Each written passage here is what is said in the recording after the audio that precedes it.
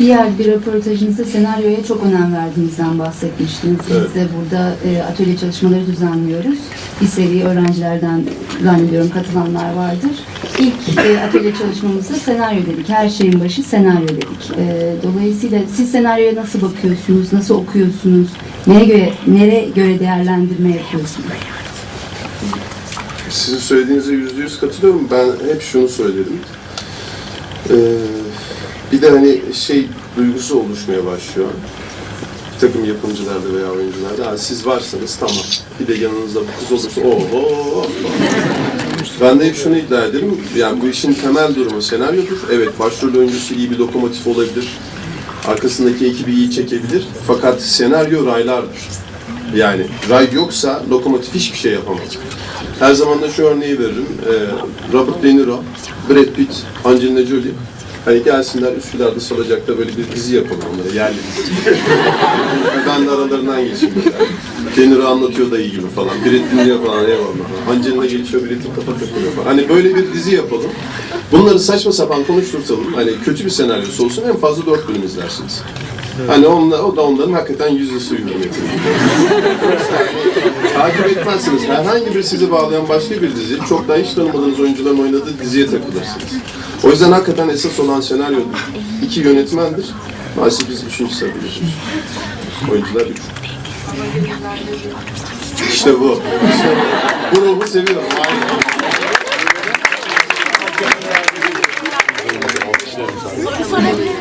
Özellikle senaristlerden çalışmayı sevdiğiniz ya da istediğiniz bir uyarlama, atıyorum şu romanı çok seviyorum ve bunun uyarlamasında ben oynamak istiyorum dediğiniz şeyler var mı, eserler var mı? Rahatladın mı? Tamam. Hoş geldin. Hoş bulduk. Tamam.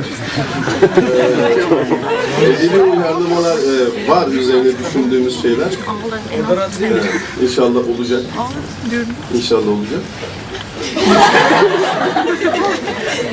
Tam gelemedim yani. İnşallah olacak.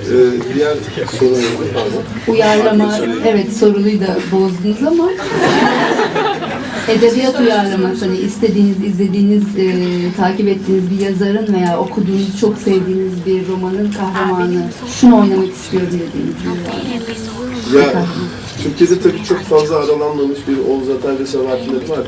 Yani onları bakalım, yani şimdi çok dillendirip bakalım. Niyetimiz var. Evet.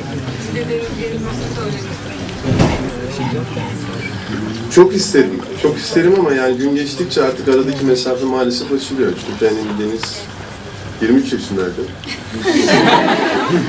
Ama makyaj harikası falan bir şeyler yaparız. Siz de umutsuz bakmayın. Evet olabilir diye düşünürsek hep beraber, inanırsak hep beraber inşallah. Biraz zorlar değil mi? İyi bakacağım kendime, söz veriyorum. Çok önemli bir karakter tabii yani. Deniz Gezmiş öyle bir yaşadı gitti, öyle bir iz bıraktı ki aslında. Yani bir taraftan yani çok siyasi bir duruma girmek istemiyorum. Fakat öyle bir yerde bıraktı, öyle bir iz bıraktı ki hep içimizde bir sızı oldu. Hep içimizde o sempatiyi taşıdık. Belki de misyonu buydu bir taraftan bakınca. Hani yaşasaydı onu da kirletirlerdi. Bu siyaset onu da kirletecekti belki. Belki romantik bakıyorum, bilmiyorum. Ama henüz iyi bir Deniz Gezmiş filmi yapılamadı, bunu biliyorum.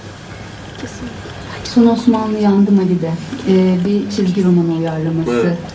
Oradaki kahramanı oynuyorsunuz. Kahraman oynamakla karakter yaratmak arasında bir fark var mı oyunculuk adına? Biraz var. Yani kahraman, ne bileyim, kahramanın hani böyle bir paltosunu giyişi, atlayışı falan, hani böyle bir gidişi falan, hani bir başka şey oluyor kahraman. Hani bir çalımı oluyor kahramanın. Hani böyle herkesin içinde yürürken de falan, topatını atarken de, sigarasını sallarken de falan. Kahramanın bir stili oluyor sanki. Fakat karakter, hani Cevher'i düşünüyorum şimdi, onun öyle bir derdi yok ki zaten. O çocuk kendi içinde hani bir sıkıntılı falan bir adam. O yüzden hani ben şuradan öyle bir yürüyeyim de şu kızlar bana bir baksın falan gibi duygusu yok. Fakat Yandım Ali bundan keyif alan bir adam. Yani döverken de severken de. İzledik, evet.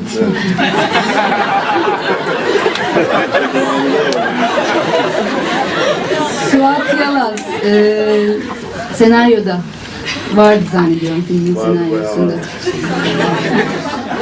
Onun eklemeleri nasıl oldu? Çünkü bir eseri uyarlamak eminim daha zordur bir eser sahibi için. Tabii ki Suat abiyle Baykurtlar senaryoyu yazan arkadaşlar. Çünkü Suat abiyle hep paslaştılar. Yani ana hikaye, temel Suat Yalaz olmasa Yandım Ali'nin ruhu olmazdı orası kesin. Yani o ruhu olmazdı yani çok net. Yani bir hikaye olurdu fakat ruhu olmazdı. Suat Yalaz hakikaten onu koyan bir adam. Kendi yarattığı bir karakter çünkü. O yüzden senaryo çalışması boyunca hep paslaştık. Son Osmanlı Yandım Ali de zaten Ali'nin etrafında dolanıyor. Yani benim kişisel görüşüm o filmle ilgili olarak aslında tek kişilik bir oyun gibi. Yani diğerleri birazcık dekor gibi olmuş. Biraz daha güçlü olabilirdi diyorsunuz yani karakterler Evet. daha iyi bir film olması. Yani adına. tek kişilik bir film gibi izlenebiliyor.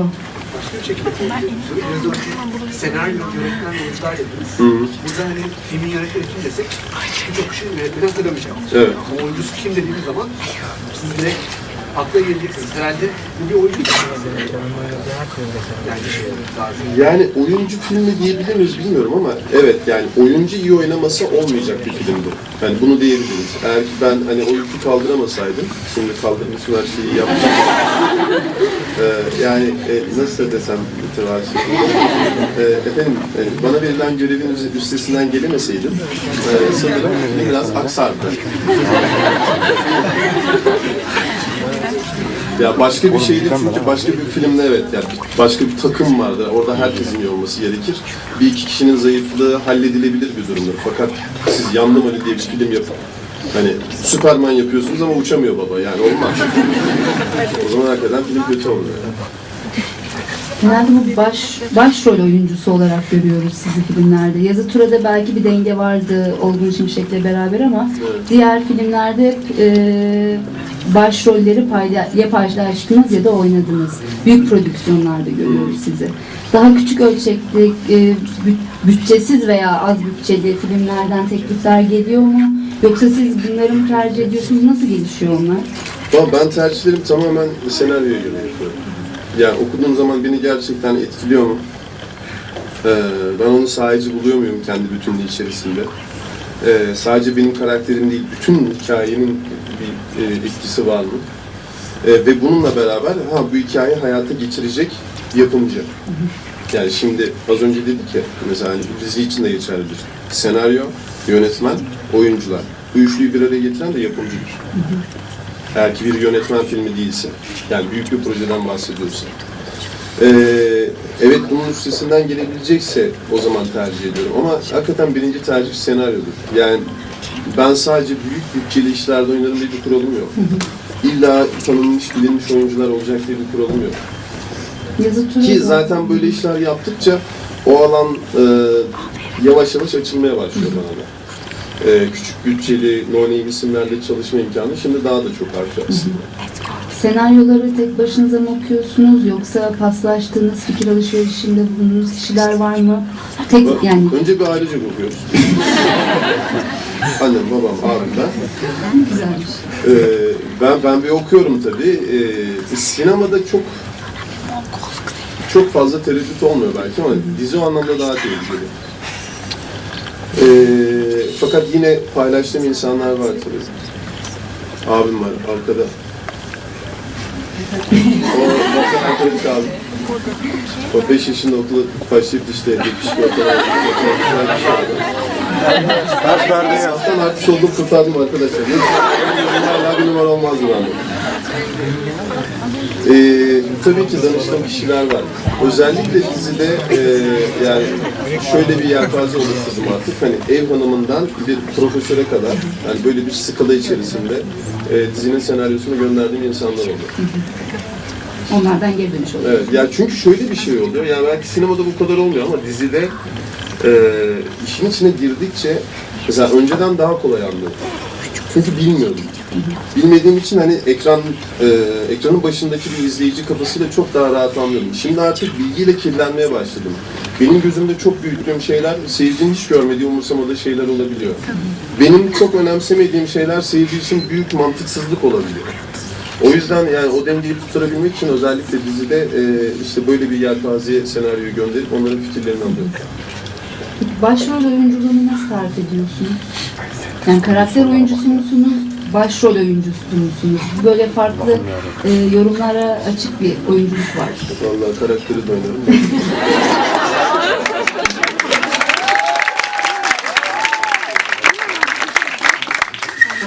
İzlemek istiyoruz zaten. Teşekkür ederim. Teşekkür ederim. Ben bilmiyorum yani oyunculuk olarak bakıyorum. Tabii hep şey muhabbeti oluyor ya, birazdan bu muhabbet ona da gelir işte. Komedi. Hep aynı oynuyorsunuz, niye komedi oynamıyorsunuz? Komedi oynayınca, komedi oynayan da hep aynı oynuyorsunuz, niye aksiyon oynamıyorsunuz? Ya şimdi hani bazen elma ile armut oluyor bu. Yani kast denilen olay bunun için vardır ya. Yani senin fizyonomine, ruh haline, tipine uygun roller vardır. Bu yelpazeyi tabii ki genişletebilirsin. Ama şimdi mesela Cem Yılmaz'la ben oynayacaksam hangimiz komiği oynasa daha iyi olur? Hangimiz daha iyi kavga eden oynasa daha iyi olur? Yani bu tip dengeler var inandırıcılık adına. Ama benim için oyunculuk hakikaten bir meyve sepeti gibi düşünürsek ben oradaki bütün meyvelerin tadına bakmak istiyorum. Yani hepsine bir şehvetim ve aşrım var. Hepsini merak ediyorum. Yani yarın öbür gün işte babayı oynayacağım, eşim olacak falan.